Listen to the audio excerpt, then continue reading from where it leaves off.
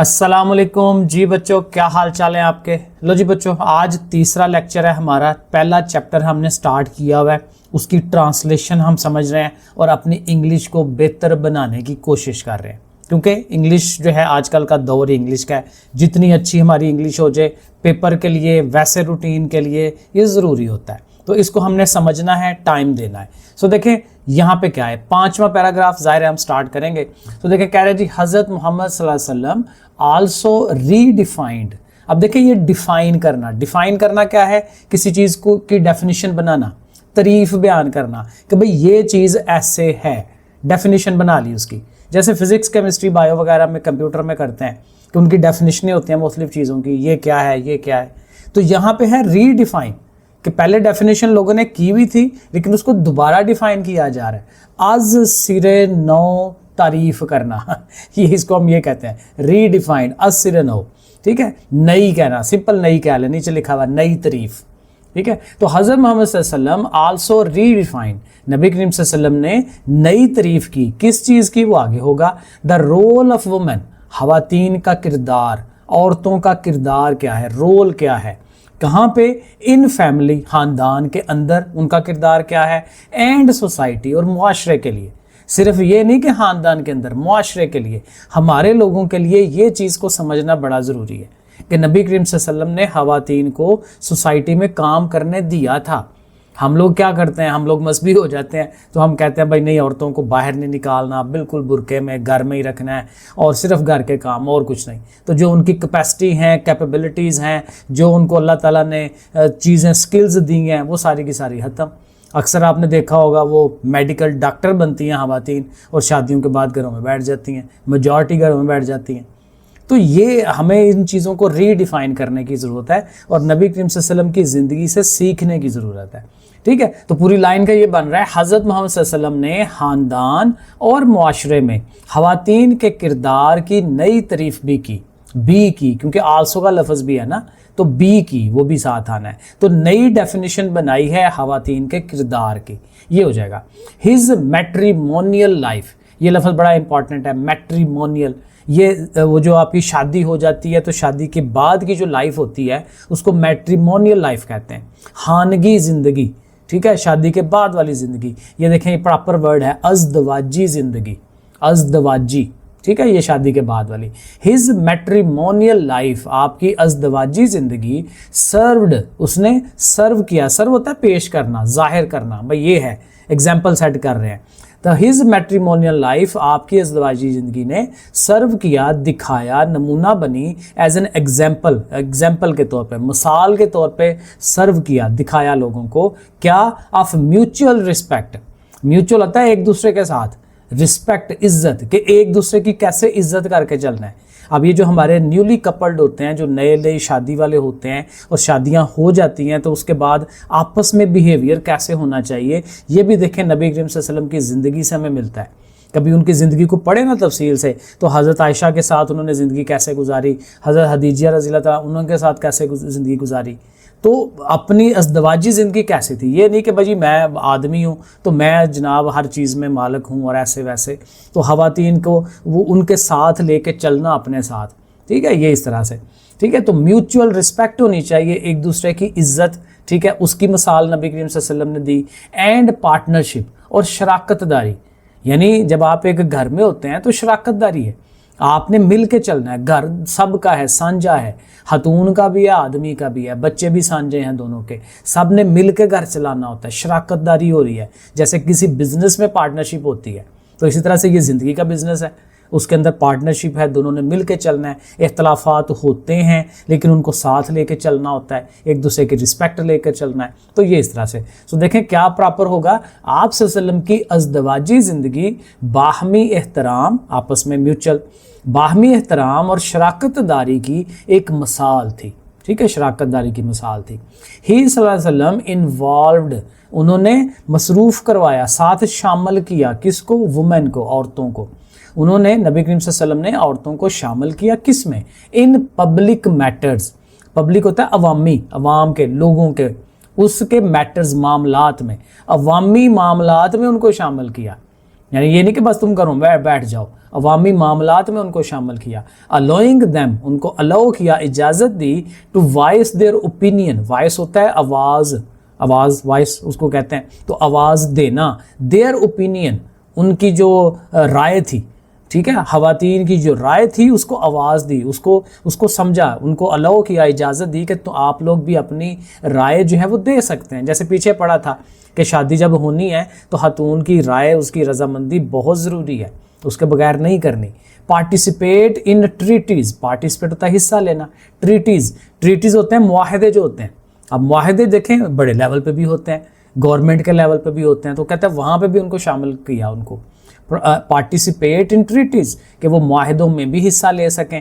And even حتیٰ کہ سرو, اپنی خدمت پیش کر سکیں. ان کمبیٹ, کمبیٹ مطلب لڑائیاں, جنگوں میں اپنی خدمات پیش کریں.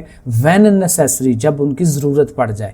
جنگیں تو ظاہر آدمیوں نے لڑنی ہے, لیکن پھر بھی جب ضرورت پڑتی ہے تو وہ پانی پلانا, زخمیوں کو اٹھا کے لے کے جانا, ان کی تیمارداری کرنا, اور ایون لڑنے کے لیے بھی آتی تھی. یہ ہمارے غزوات میں یہ ساری مثالیں موجود ہیں صحابیات کی, کہ وہ بھی لڑنے چل پڑتی تھی, ٹھیک ہے, تو حفاظت کرتی تھی اینڈ سو آن. تو آپ صلی اللہ علیہ وسلم نے خواتین کو عوامی معاملات میں شامل کیا, انہیں اپنی رائے کے اظہار, معاہدوں میں شرکت اور ضرورت پڑنے پر جنگ میں خدمات انجام دینے کی اجازت دی. بڑے زبردست یہ لائن لکھی ہوئی ہے. تو یہ ہمارا ہو گیا پیراگراف نمبر 5. آگے چلتے ہیں, پیراگراف نمبر 6 میں کیا ہے, یہاں سے کرتے ہیں. آرفنز, اب یہ یتیموں کے متعلق ہے. یہ اصل میں پورا چیپٹر ہی ہمارا نا نبی کریم صلی اللہ علیہ وسلم کی مختلف جگہوں پہ وہ ان کی جو چیزیں ہیں وہ بتائی گئی ہیں, کہ کیسے کیسے انہوں نے ہمیں جو ہے وہ گائیڈنس پرووائڈ کی ہے کہ زندگی کیسے گزارنی ہے آپ لوگوں نے. تو بڑا اچھا یہ چیپٹر انہوں نے بنایا ہوا ہے. آرفنز, یتیم جو ہیں, ور ویری ہیلپ لیس, وہ بہت زیادہ بے بس تھے. ہیلپ لیس, ہیلپ کے بغیر, بے بس ہونا اردو میں پراپر ورڈ ہے. تو آرفن جو تھے وہ بے بس تھے. ان دا ٹائم بیفور اسلام, اسلام کے آنے سے پہلے یتیم بہت بے بس تھے, لاچار تھے. تو دیکھیں اسلام سے پہلے کے دور میں یتیم بہت بے بس تھے. حضرت محمد صلی اللہ علیہ وسلم said that, نبی کریم صلی اللہ علیہ وسلم نے کہا, those, وہ لوگ, who care, جو کیئر کریں گے, دیکھ بھال کریں گے, دھیان رکھیں گے, for orphans, یتیموں کا, will be close to him in paradise, کہ وہ نبی کریم صلی اللہ علیہ وسلم کے نزدیک ہوں گے. کہاں پہ؟ پیراڈائز میں, جنت میں. یعنی یہ بشارت دے رہے ہیں کہ جو لوگ اس دنیا میں غریبوں کا دھیان رکھیں گے, خیال رکھیں گے, وہ جنت میں میرے بہت نزدیک ہوں گے. اور مجھے یاد پڑتا ہے وہ بعض کا 2 انگلیوں کا بھی اشارہ کیا گیا ہے کہ جیسے یہ 2 انگلیاں نزدیک ہیں تو اتنے ہی نزدیک وہ ہوں گے, یعنی بہت نزدیک ہوں گے. یعنی یہ دیکھیں نا, ایک تو آپ کو جنت میں جانے کی بھی بشارت مل رہی ہے, اور دوسرا یہ کیا ہو رہا ہے کہ بتا رہے ہیں کہ نبی کریم صلی اللہ علیہ وسلم کے ساتھ. امیجن کریں ایک اتنی ہائی پاورفل پرسنالٹی کہ ہر بندہ ان کے نزدیک ہونا چاہے, تو کس کو سعادت مل رہی ہے؟ جو یتیموں کا خیال رکھے گا. ٹھیک ہے, تو یتیموں کا خیال رکھنا, کیونکہ باپ سر پہ نہیں ہوتا, ٹھیک ہے, تو یتیموں کا خیال. تو دیکھیں حضرت محمد صلی اللہ علیہ وسلم نے فرمایا کہ جو لوگ یتیموں کی کفالت کریں گے, وہی دھیان رکھنا, کفالت یہی ہے, پیسے, باقی چیزیں, ہر چیز کا دھیان رکھنا. جو لوگ یتیموں کی کفالت کریں گے وہ جنت میں میرے قریب ہوں گے. آگے, تھرو ہز ٹیچنگز, آپ کی جو ٹیچنگز ہیں, آپ کی تعلیمات ہیں, ان کے ذریعے, ذریعے, ٹھیک ہے, through his teachings and actions, اور آپ کے عمل جو ہیں, آپ کی تعلیمات اور آپ کے عمل, اس کے ذریعے ہی نبی کریم صلی اللہ علیہ وسلم انکریجڈ پیپل, آپ نے لوگوں کو حوصلہ افزائی کی, ٹو ٹریٹ آرفن, کہ آرفن کے ساتھ وہ ٹریٹ کریں, یتیموں کے ساتھ سلوک کریں, ود لو, پیار کے ساتھ, رسپیکٹ, عزت کے ساتھ, اینڈ کائنڈنیس, اور مہربانی, نرمی کے ساتھ. ٹھیک ہے, پیار بھی ان کو دینا ہے, بچے ہیں, چھوٹے ہیں, پیار, باپ کا پیار, ٹھیک ہے, بڑے کا پیار, یہ بڑی ضروری چیزیں ہوتی ہیں. کبھی اپنے آپ کو اس کی جگہ پہ رکھ کے دیکھیں تو بڑی زبردست چیز ہے کہ اس بندے کو, بچے کو, وہ جو باپ کا پیار نہیں مل رہا اور اب مل رہا ہے ماں کا یا باپ کا پیار, تو وہ دیکھیں کتنی زبردست بات ہو جاتی ہے. رسپیکٹ دینی ہے, عزت دینی ہے, یہ اوے کر کے اور اس طرح سے چھوٹا لیول نہیں کہ اپنے بچوں کو اچھا اور اس کو جو ہے وہ لوور لیول پہ. اینڈ کائنڈنیس, اور مہربانی, نرمی کے ساتھ. تو ترجمہ کیا ہے؟ اپنی تعلیمات اور عمل کے ذریعے آپ صلی اللہ علیہ وسلم نے لوگوں کو یتیموں کے ساتھ محبت, احترام اور مہربانی سے پیش آنے کی ترغیب دی. ٹھیک ہے, ترغیب دی کہ پیش آئیں اس طرح سے.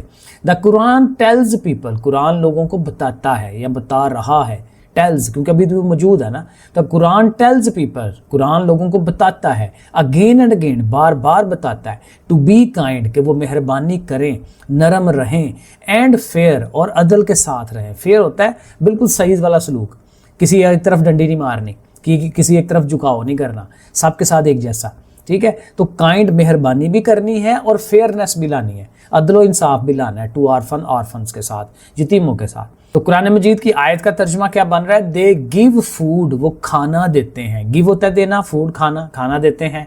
हाउएवर, ताहम, great be their need for it, चाहे कि उसकी उनको ज़रूरत बहुत ज़्यादा है, ठीक है, पर देखते हैं कि ओवरऑल तर्जुमा क्या बनता है। विद प्लेयर, खुशी के साथ देते हैं। टू द डेस्टिट्यूट, डेस्टिट्यूट का मतलब क्या होता है? अगेन जो महरूम है इन चीज़ों से। एंड टू द ऑर्फन्स, और यतीमों को। एंड टू द कैप्टिव्स, और जो गिरफ्तार हैं, जो कैदी हैं, उनको।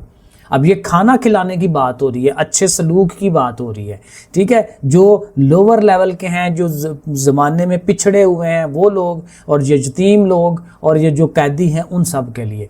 तो देखें, वो कहता है वो अल्लाह की मोहब्बत में, क्योंकि ज़ाहिर है जो इंसान करता है अल्लाह की मोहब्बत में करता है, तो वो अल्लाह की मोहब्बत में मस्कीन, ये डेस्टिट्यूट मस्कीन के लिए वर्ड यूज़ होगा।